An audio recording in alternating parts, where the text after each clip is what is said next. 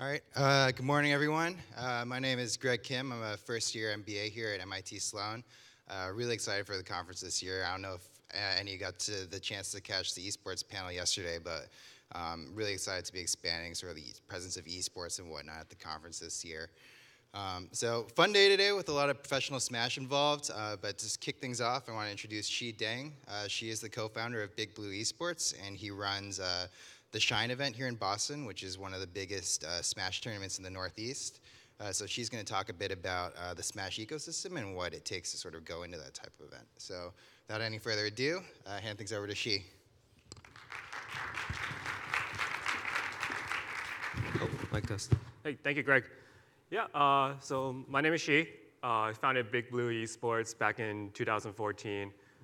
How I got into the scene was a coworker of mine at the time actually dragged me back in.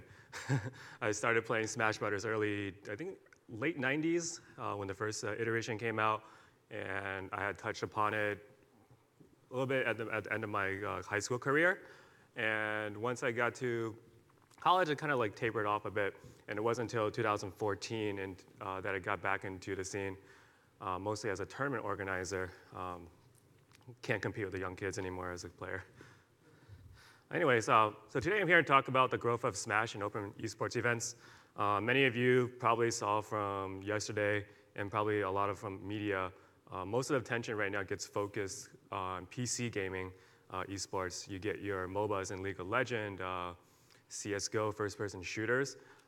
The console side has been more or less kind of in the shadows for a pretty long time. You do have your like Call of Duty tournaments here and there. Halo has kind of tapered off a little bit. But Smash has mostly been kind of ignored. And there's a reason for that, but we won't get into that today. So this is the topics for today. We're going to talk about what is Smash, what is this concept of open bracket tournaments, talk a little bit about the early days, the growth, how Smash Brothers is today, and also a little bit what I think about the future. So what is Smash? It's a competitively played singles and doubles kind of event. So you have singles 1 versus 1, doubles 2v2, very, very similar to tennis. The goal is to knock your opponents off the stage. And they each have usually they have like 2 or 3 lives, singles 2 lives, doubles 3 lives. And once you deplete the life count of your opponent, you win the game. Most of the time this is played in a best of 3 format. And once it reaches like kind of like final stages, some events will opt for a best out of 5 format. And it's usually played in like a double elimination bracket, so you get more than 1 chance. You can lose more than, you have to lose twice before you're knocked out of the tournament completely. And the other concept is a little bit different from most fighting games. You don't have like a life meter. If you look at the screen, each character has a little percent. What that percent means is actually the higher that percent goes, the further your character gets knocked away from the stage when you get hit. But very simple game, very easy to pick up, and I think that's one of the main appeals of Smash. It's very easily picked up by anyone new that wants to try the game and wants to play it casually. And there's also a lot of depth in the game that you can get into once you hit the pro level that keeps a lot of the hardcore players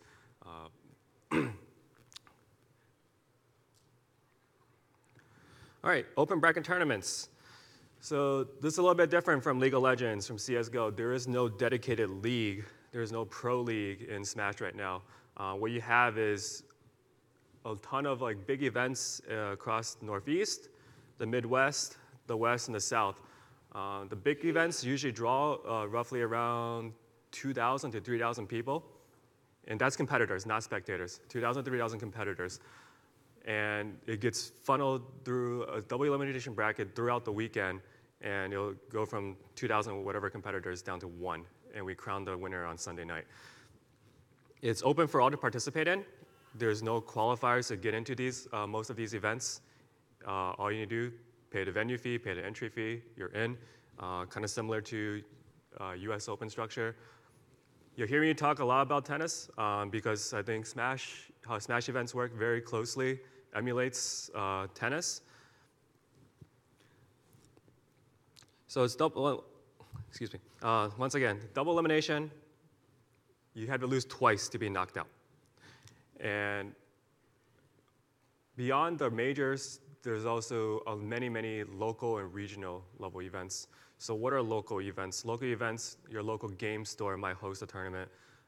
There's a couple here in Massachusetts, roughly, I think about 5 a week at this point for each of the Smash games, so about 10 total per week in Massachusetts alone.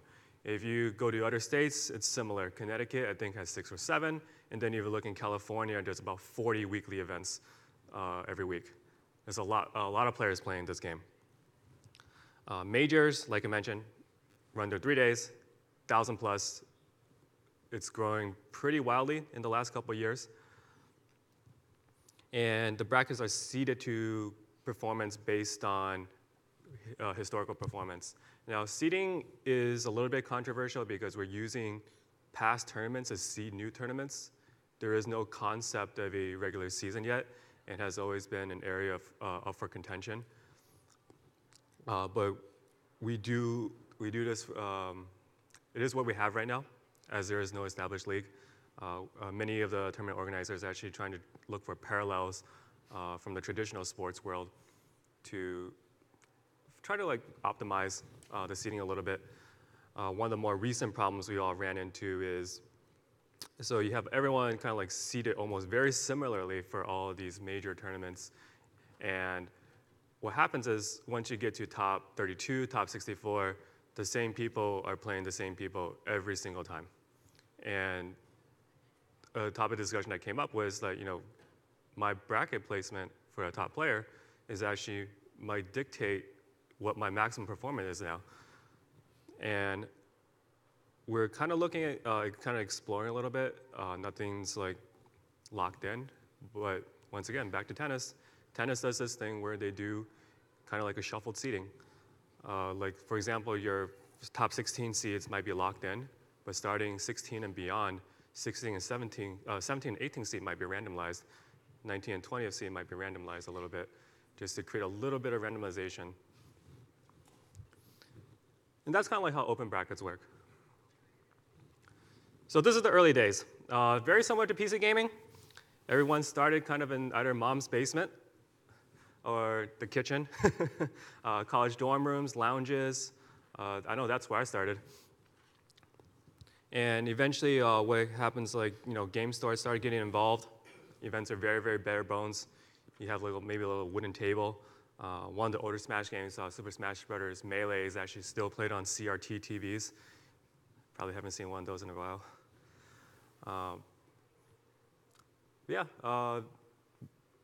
Nothing like this. Nothing like you see today. Oh, come on, clicker. Oh. Go back. There you go. Growth. Smash events have been a little bit scattered. Here you have what I consider the big 5 events for Smash Brothers. Shine is relatively new tournament. Started last year, 2016. Started by Big Blue eSports to kind of fill in the gap that's in New England. It's a little bit strange. With so many colleges around, no one does a big eSports event in Boston. And it's a perfect time for us to step in.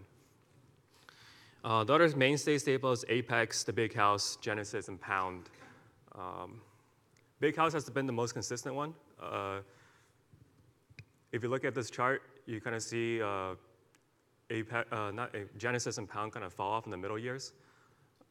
And that kind of shows there has been organizational struggles as the years progress. And we're finally starting to shape up in 2016 and 2017 which tournaments will kind of be the mainstays and which ones have the personnel infrastructure and also kind of their logistics kind of really tight to keep the growth coming.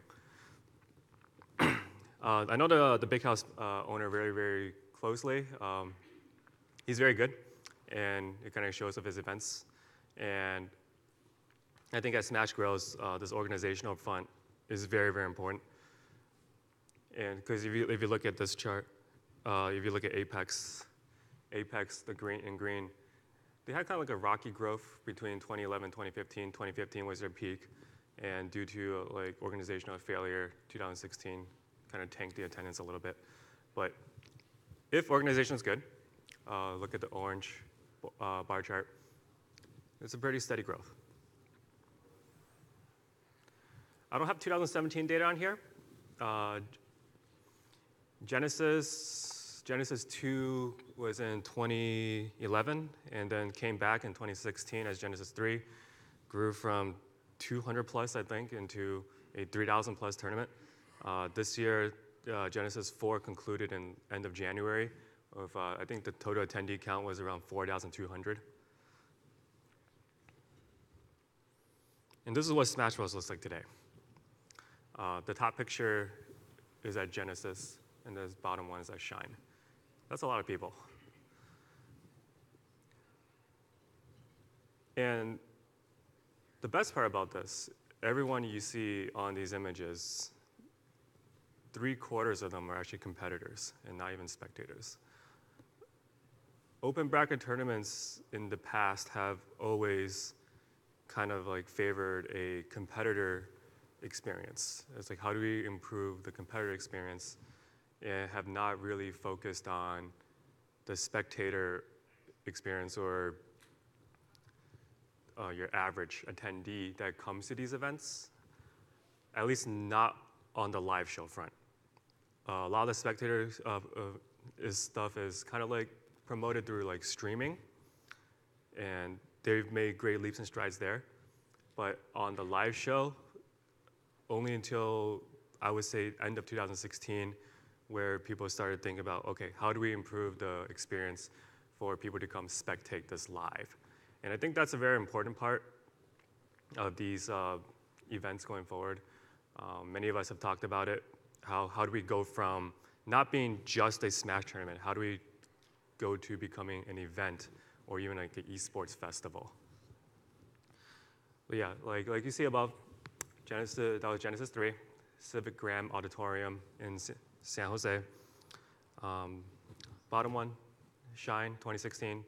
That was right across the river at the Seaport World Trade Center. And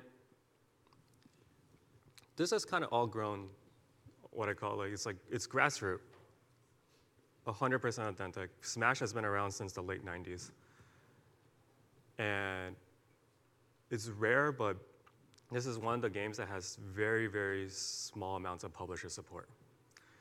You have Riot Games pushing League of Legends very, very hard. Blizzard pushes all their games very, very hard. Nintendo, kind of more, they try to create like the family-friendly game. They never saw the value in the competitive scene until recently. So we're starting to get a little bit of support there, but nowhere as near as like you see how some of the other AAA publishers are pushing their titles. But that's okay. Why? Because there's a pure love for this game that has allowed it to grow to this stage. Big Blue eSports started as a hobby company. It wasn't until later in 2016 that I said, okay, there's a lot of work to be done, and we can really grow this into something more than Smash Brothers, and just kind of like encompass console fighters as a whole. But the authenticity, it's there. If you want to see any group of people that love their game, this is the community to see. The future. So Smash right now, I think, is the strongest growing console game community. I say this because if you look at Twitch viewership, the primary medium that everyone watches esports on, you have League of Legends at the very top, followed by your first-person shooters, CS:GO, Overwatch, maybe some Hearthstone, but all those are PC. If you start looking at console games, the moment a Smash tournament comes on, bam, you'll get at least 50K viewers. For the bigger ones, Genesis, 100K plus, crushes those numbers fairly easily. And no other console game really gets those numbers. Not COD, Call of Duty, not Halo, nothing else. And like I mentioned earlier, is like, how do these tournaments eventually become more like live events? How do they become more like festivals? And maybe expand beyond the 3-day thing. There's a lot of games that fall into the genre.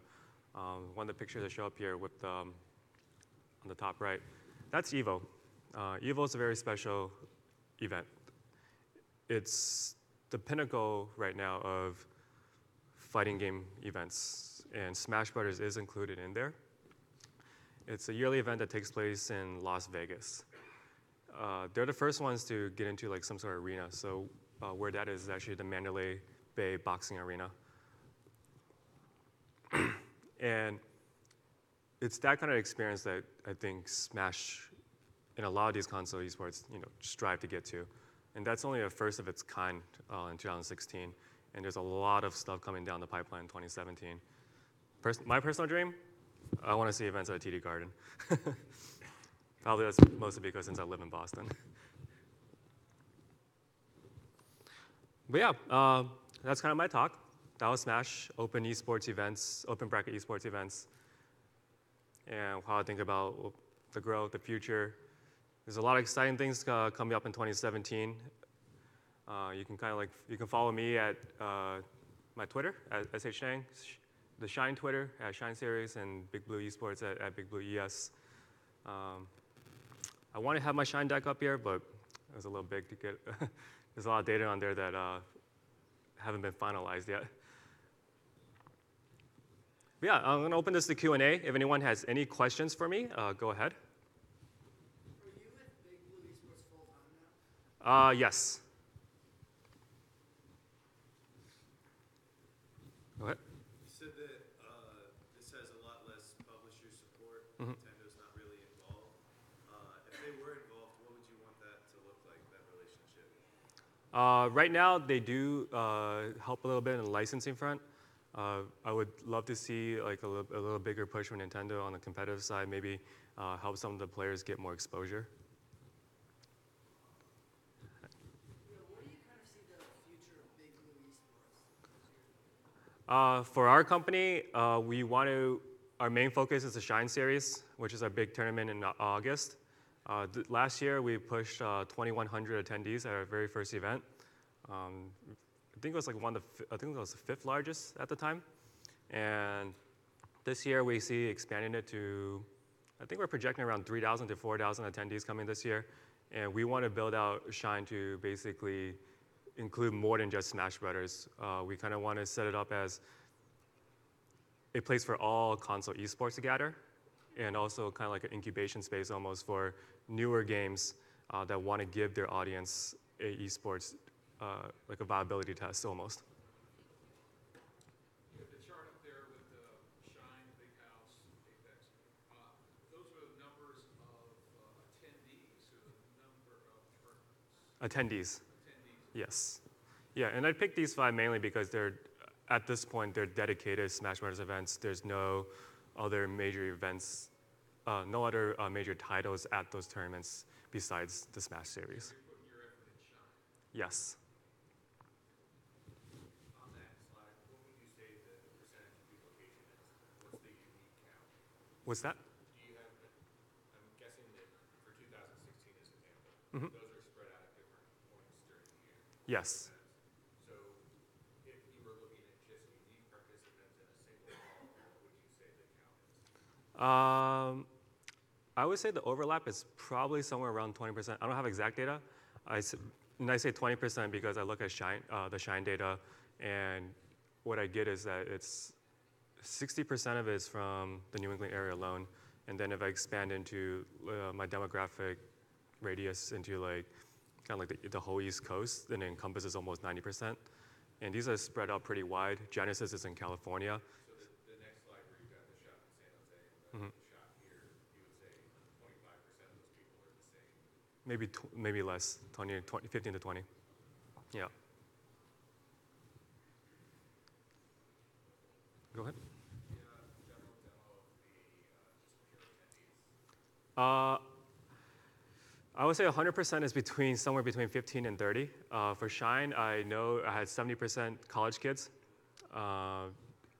Average age was around, I think, 20. And our demographic for Shine was 90% male, and somewhere between 90 and 95% between the ages of 17 and 26.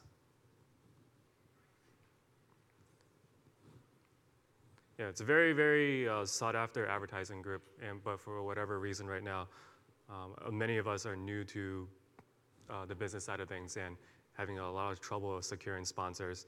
I think even at this conference, I noticed there are some startups trying to tackle that problem. It's like, you sell ad space. How do you quantify the ROI? How do we get that money? What are we actually getting? How much screen time people are getting?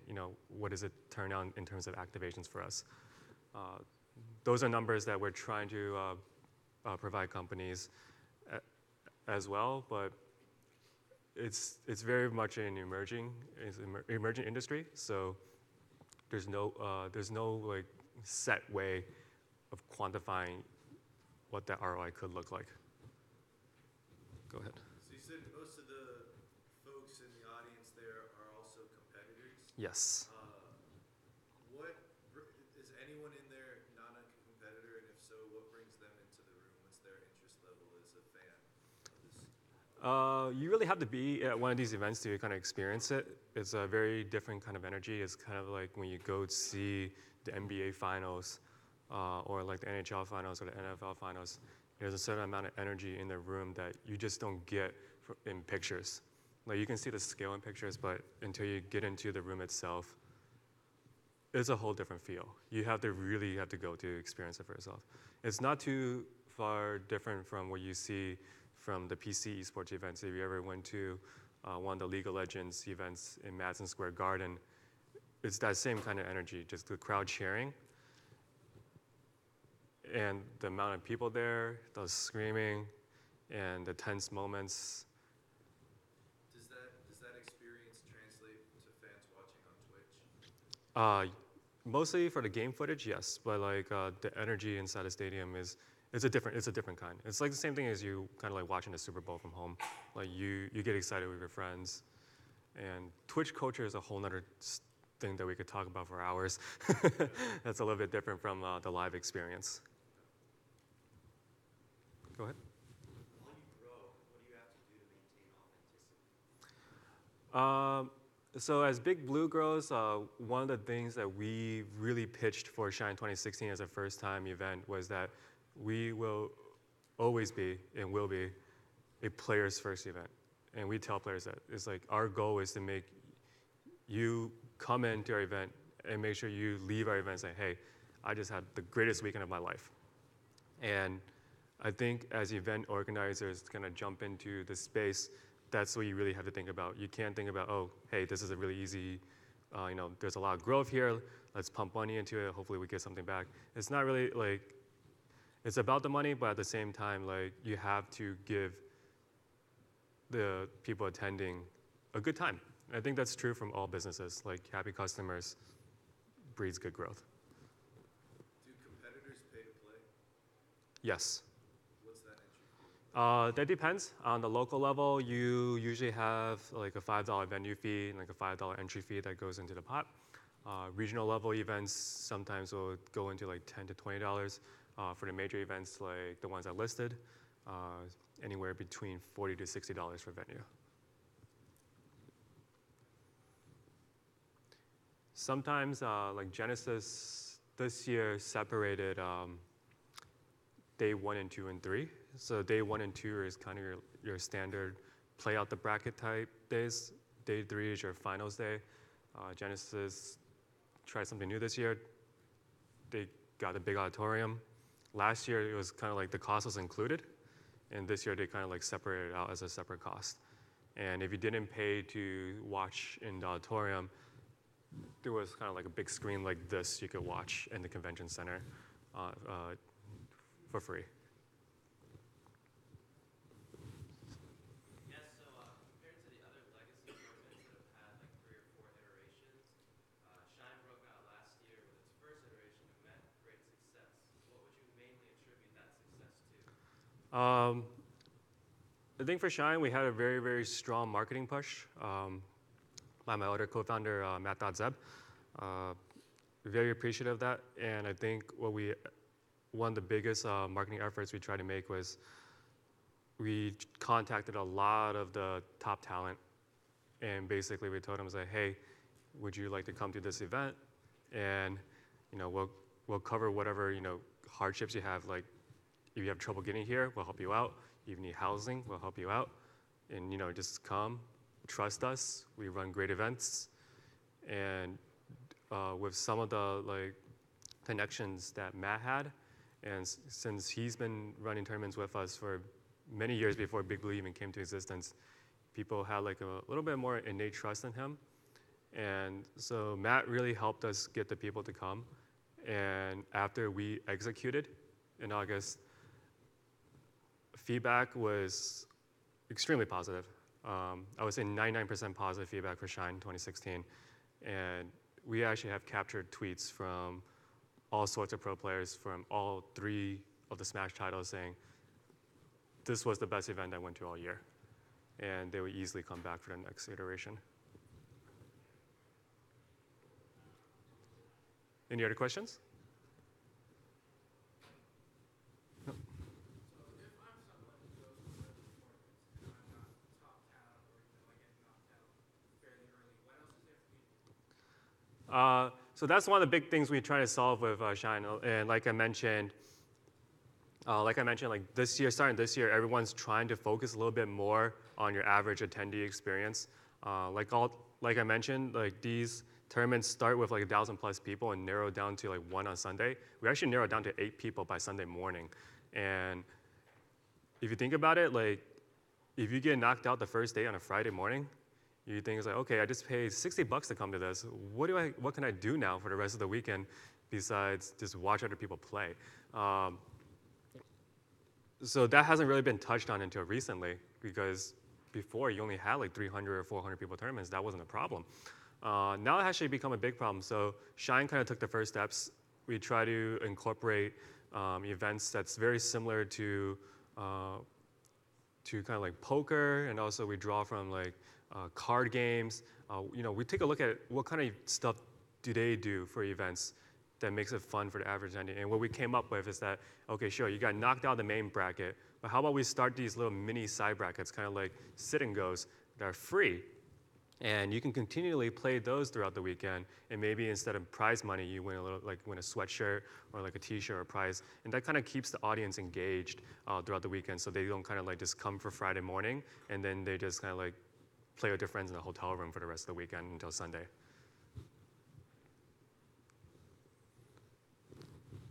Why has Smash taken off in a way that some of the other Nintendo titles might not? Like, why not Mario Kart or similar types of games? I think for Mario Kart, there's a certain bit of randomness to it, unless you disable the items. Smash, like if you watch competitive Smash, a lot of the randomness is they try to reduce a lot of the randomness that happens. So it comes down to just pure skill. If you do that with Mario Kart, what you actually get is just pure time trials. And that's kind of where the Mario Kart community has kind of headed down, is basically who can go down this track the fastest. And on a spectator part of that, it's not very exciting. Smash is very watchable for the spectator. It's a very simple concept. People understand it. And like I mentioned, for the competitive players, there's a lot of nitty-gritty that makes a big difference once you get to that level. But sometimes even if the casual player doesn't see that, they can get excited because they know what the win condition is.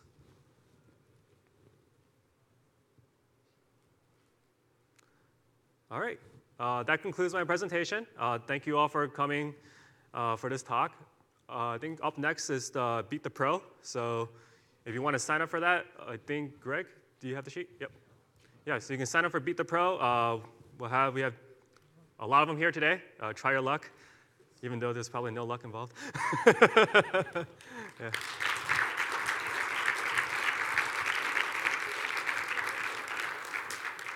And I'll be around for questions if you have any more.